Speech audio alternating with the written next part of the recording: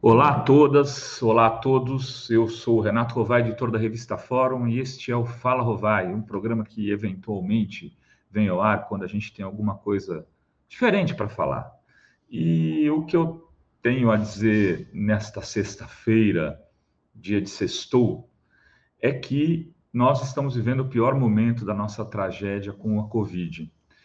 E ontem, na quinta noite, eu entrevistava o governador Flávio Dino, governador do Maranhão, e no momento em que ele falou da dimensão da tragédia que faz um ano, né? Faz um ano que a gente começou com isso, a gente tem 250 mil mortos depois de um ano de pandemia.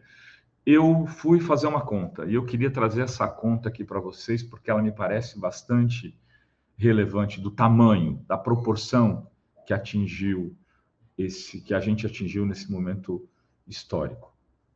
Vejam, se a gente somar as 250 mil mortes, calculando para cada corpo 1,70 m de altura em média, a gente vai chegar a 425 mil metros de corpos estendidos, enfileirados. 425 mil metros ou 425 quilômetros é a exata distância de São Paulo e Rio. Para não dizer que a exata distância é 10 quilômetros a menos, que a gente vai, daqui a 3, 4 dias, completar o trajeto. A distância de Rio e São Paulo é 435 quilômetros, a distância de corpos enfileirados no chão é 425 quilômetros. O que significa isso? Que se você pegar um carro e sair da Praça da Sé com destino ao centro do Rio e ficar olhando pela janela, olhando a natureza, olhando a Dutra, olhando forever, o que você ficar olhando, você vai ver um corpo atrás do outro, enfileirado, morto. Essa é a dimensão da nossa tragédia. Quando começou a pandemia, eu fiz essa conta pela primeira vez e dava uma distância entre Santos e São Paulo, quando começou, já no meio da pandemia, quando se dizia estar no auge. Na verdade, o auge não tinha chegado, o auge é agora. Se naquele momento a gente tivesse feito como a Nova Zelândia, onde está o caríssimo José de Abreu morando atualmente, aliás, ele está voltando, seja bem-vindo à sua terra, Zé de Abreu. A gente, que a Nova Zelândia fez? Ela fez um lockdown, ela parou o país e rapidamente o vírus não se disseminou mais. Isso permitiu que houvesse, ao fazer isso, a transmissão se encerrasse, um número de pessoas menor morresse, muito menor, infinitamente menor, pouquíssimas pessoas morressem, e a economia pudesse retomar quando com esse fim da disseminação do vírus. O que aconteceu com a gente? A economia não retomou em nenhum momento. A economia só não foi demolida por conta do auxílio emergencial, que foi um auxílio criado pelas oposições, aprovado no Congresso pelas oposições. Foi esse dinheiro que movimentou principalmente os setores da classe D e C, e C também, e o resto, de alguma maneira, está parado. Agora, a gente vai ter que parar a força. Sabe por que vai parar a força? Porque o Einstein berrou. Porque o sírio-libanês berrou. Na hora que a água bate no andar de cima, as coisas acontecem. O que o Dória fez é dizer para a sociedade, olha, o gato subiu no telhado.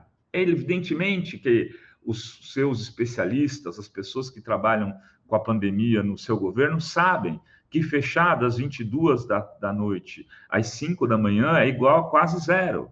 É só impedir que uma outra balada se realize, porque nesse horário 95% da população está dormindo. E aqueles que estão trabalhando continuarão trabalhando porque trabalham em serviços essenciais, com exceções de algumas baladas. Para dizer, nem bar, é balada mesmo. Eles sabem que não vai dar certo e estão dizendo para a gente que até o meio de março vai ter que ter um lockdown ou algo muito parecido com lockdown. Eles estão retardando algo que vai ser feito e vai ser feito, vai para a economia e vai ser muito mais prejudicial e provavelmente não evitará uma outra fila imensa de mortos, de corpos estendidos no chão. É disso que se trata. Talvez rapidamente a gente tenha a volta do Rio de Janeiro de corpos estendidos no chão até São Paulo, ou uma distância de São Paulo até Salvador da Bahia, ou até o Espírito Santo que seja. A gente vai aumentar essa fila, essa tragédia, e vai ter que ter parado a economia como um todo. Isso se chama ignorância política, estupidez, ganância, equívoco. Isto é crime de genocídio. O que está sendo cometido aqui, a gente naturalizou, e parece que, de alguma maneira, o Bolsonaro ganhou esse debate na sociedade, porque as pessoas, mesmo aquelas que às vezes são progressistas, uma mascarazinha aqui e ali, não pega nada. Parece que a gente está achando que quem morreu é porque era mais fraco, é porque tinha, que era até porque era de alguma maneira o que acontecia, né, na narrativa midiática. Então, quem morre? Quem tem comorbidade. Quem morre? Quem é mais velho. Bom, então esses são os fatos. Agora está morrendo todo mundo. E agora não é só o hospital de Parada de Taipas ou da favela da Rocinha que estão com os seus leitos tomados. Não é só Manaus que vai explodir. Já explodiu Araraquara e vai explodir aí os hospitais de elite paulistana. O Sírio-Libanês tem 22 pessoas na fila da UTI. O Einstein está com 105% de lotação. Significa o quê? Que tem fila. Chegou a água, chegou no salão de festas onde o pianista toca.